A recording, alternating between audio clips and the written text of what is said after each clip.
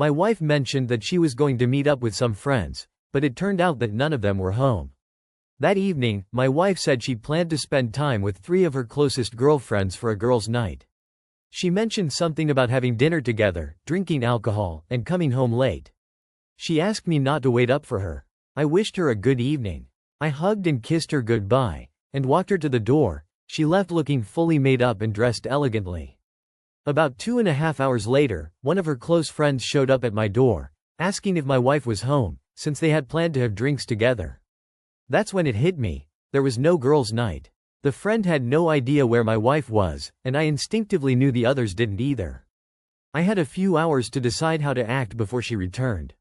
I am 45 years old. My wife just turned 43. We've been married for 15 years, and together for 17 in total.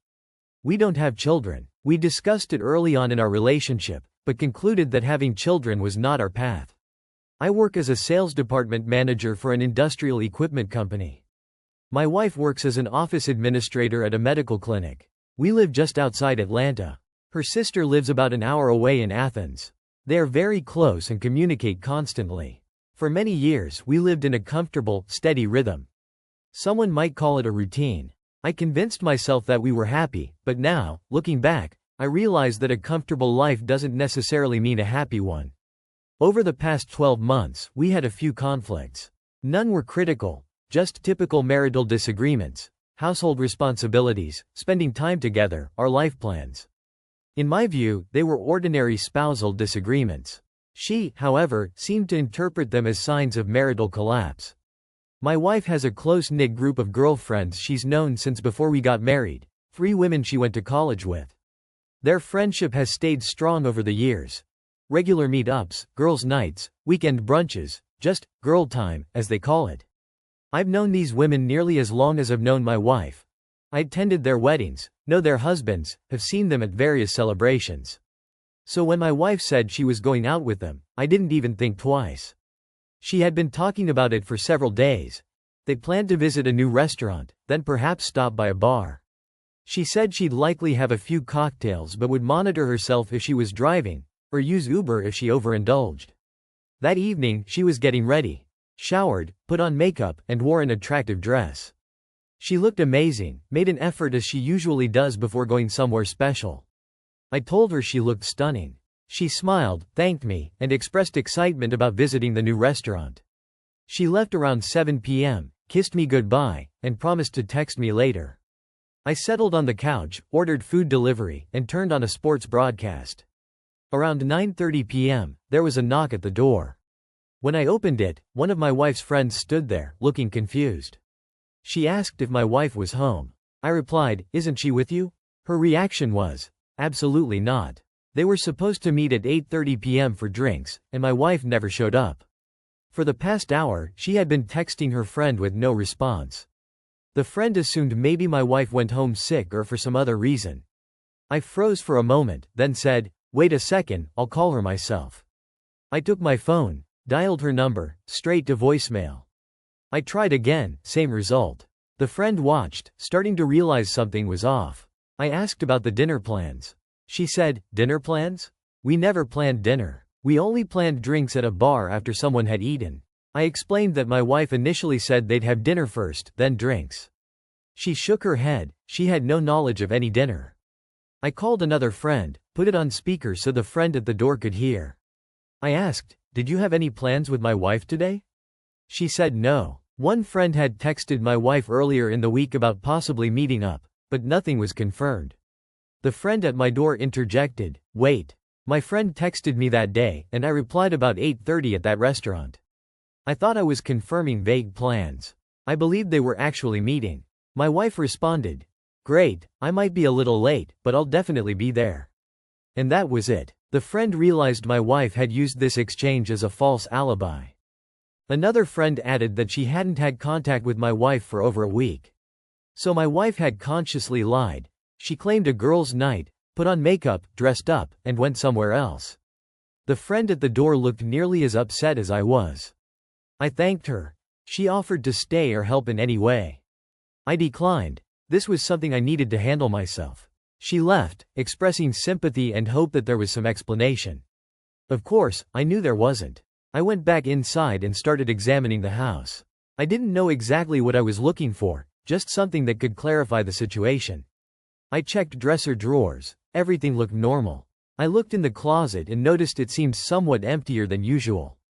Several hangers were bare. I couldn't identify exactly what was missing, but it seemed part of her elegant wardrobe was gone.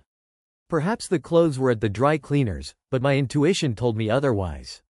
I tried calling her a third time, voicemail again. Then I remembered the family tracking app we had installed but barely used. I launched it. Her device had disabled tracking. Then it occurred to me that we had a family phone plan through my company, and I had access to detailed call and text logs. I logged in on my laptop and started analyzing my wife's numbers. One number had appeared consistently over the past 2 months, numerous calls and hundreds of texts. I didn't know who the number belonged to. Whoever it was, my wife had been in constant contact with them. Late at night, during the day, on weekends. I tried calling from my own phone, several rings, then it went straight to the standard voicemail, no name, just the number. I analyzed the logs again, looking for patterns. The calls and texts started 2 months ago and rapidly increased in frequency. Before that, there had been absolutely no contact. It occurred to me that 2 months ago we had some repair work done. A new air conditioning system was being installed. A work crew arrived and spent several days on the job. My wife was home because she had taken time off to oversee the work. The office was short-staffed, and she was under extra stress. I remembered the invoice from the HVAC company, found the foreman's name and contact number, and compared the number to our logs. It matched exactly. My wife had been exchanging messages and calling the man who had been working in our home 2 months ago. I tried to recall what he looked like. I had seen him once. An ordinary man, probably in his late 30s or early 40s. At the time, I hadn't thought much of it. After that, I reviewed the call logs with this new context. The first call was from that same week. He had been at our home. At first, there were only a few texts. Then came phone calls. Then constant communication. I reopened the tracking app and went to the location history section. Even though she had deactivated real-time location sharing that evening, the app still retained past location data. I started reviewing her location history over the past 2 months. There were several instances where her device consistently pinged at a single address, always during periods when she claimed to be running errands or staying late at work. I checked the address. It was a residence in a working-class neighborhood, about a 35-minute drive away. I looked up the property online. The owner's name matched the name on the invoice. So my wife had repeatedly visited this man over the past 2 months while telling me she was attending to other matters. The lies had piled up. Imaginary girls' night, late at work, fake errands. I wondered how many other times she had deceived me, and I had trusted her completely. All that time, she was with this man. I sat there, looking at all the evidence, feeling like a complete idiot.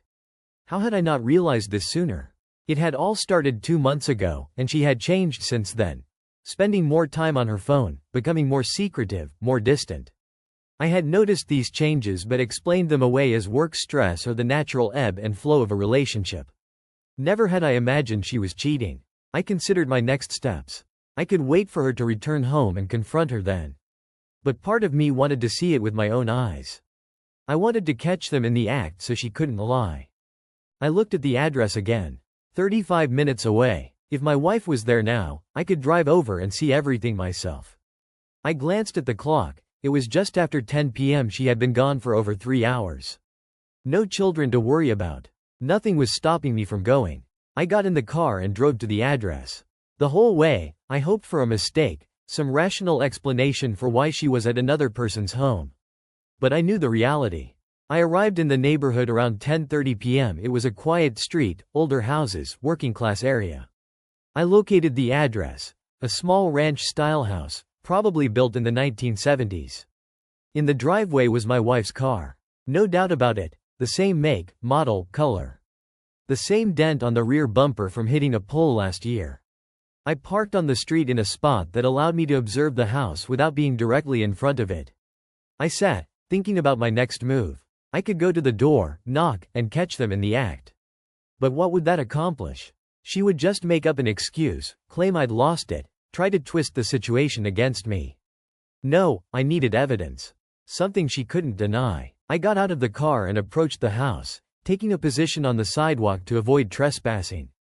I didn't want to give her any arguments against me. The living room curtains were partially open. I had a view inside. My wife was on the sofa. The man was beside her. They were in close physical proximity. His arm was around her. I watched as he leaned in and kissed her on the lips. She responded to the kiss. I pulled out my device and captured the image. I knew it would serve as proof. In Georgia, marital infidelity factors into divorce proceedings, and I had no intention of letting her claim half of everything after this. My hands trembled with nervous tension, but I captured clear shots through the window. They were sitting together. He kissed her, she reciprocated. After that, I returned to my car and continued to wait. I stayed nearly 2 hours. Around 12:30 a.m., the front door opened. My wife emerged. She had changed clothes, now wearing jeans and a sweater instead of the dress she had left in. Evidently, she had brought a change of clothes or stored them at his place.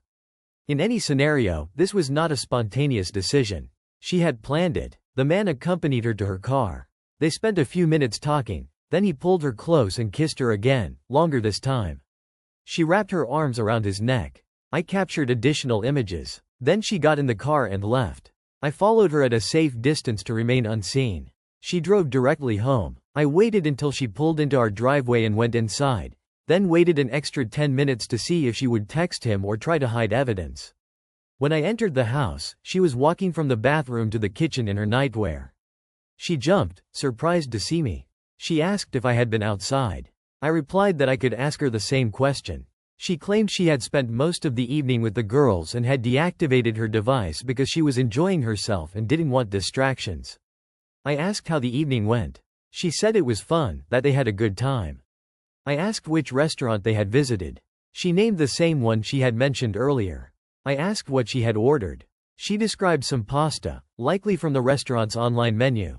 I asked who else had accompanied her. She listed 3 friends. I asked if anything noteworthy had happened. She said no, just normal conversation. Then I mentioned that one of her friends had come by earlier. Her expression changed. Oh, damn. She asked which friend. I told her. She paused for a second, then asked why the friend had come. I told her she was looking for her because they had plans to meet for drinks, and she hadn't shown up. My wife's face transformed. The fake concern vanished. She just looked at me, weighing whether to continue the deception or end the game. Then she slumped her shoulders as if deciding it no longer mattered. She said, "Okay, I wasn't with them." I asked where she had been. She replied, "That's none of your business." No apology, no explanation, no attempt to salvage the marriage. Just, none of your business. It stunned me. I asked again, "Where were you today?" She replied, "With who?" "With your friend." I told her I knew about her little friend from the HVAC company, that I had seen the call logs and knew she had visited him, and that I had just followed her there today. She didn't even flinch. She just said, "Okay." I asked how long it had been going on. She said, "A few months." I asked if she was physically involved with him. She said, "Yes," without hesitation, without guilt. I asked why. She said, "Because she wanted to." She was bored, he paid attention to her, and it was exciting.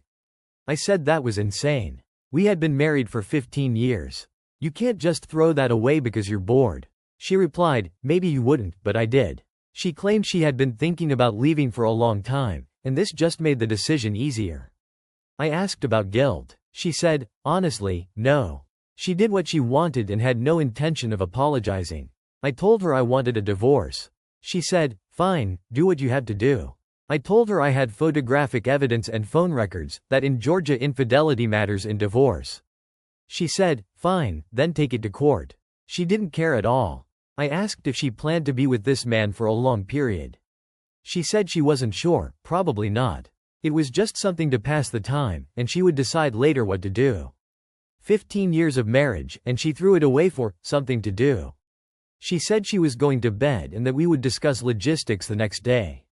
The next morning, she came out of the guest room as if nothing had happened, made herself coffee, and sat at the kitchen table. I told her she needed to leave the house. She said, "Fine, I'll look for a place." She claimed she needed a week or 2 to find a place and pack her things. I said, "No, I wanted her out immediately." I suggested she go to her sister's or rent temporary housing. I didn't care at all. By early afternoon, she had packed her clothes and essentials, grabbed another box of personal items, and left. She didn't argue. She didn't try to talk me out of the divorce. She just gathered her things and left. Before leaving, she said it was probably for the best. She claimed we had been coasting along for a long time, without real emotion. I ignored her words and simply told her to go. She just shrugged. That same week, I filed for divorce. My attorney was able to use all the evidence I had gathered: photos, phone records, and geolocation data. Her lawyer tried to negotiate a standard 50-50 split of assets. But my attorney firmly resisted. In Georgia, marital infidelity is a ground for a fault-based divorce, and the judge has the authority to consider it in property division.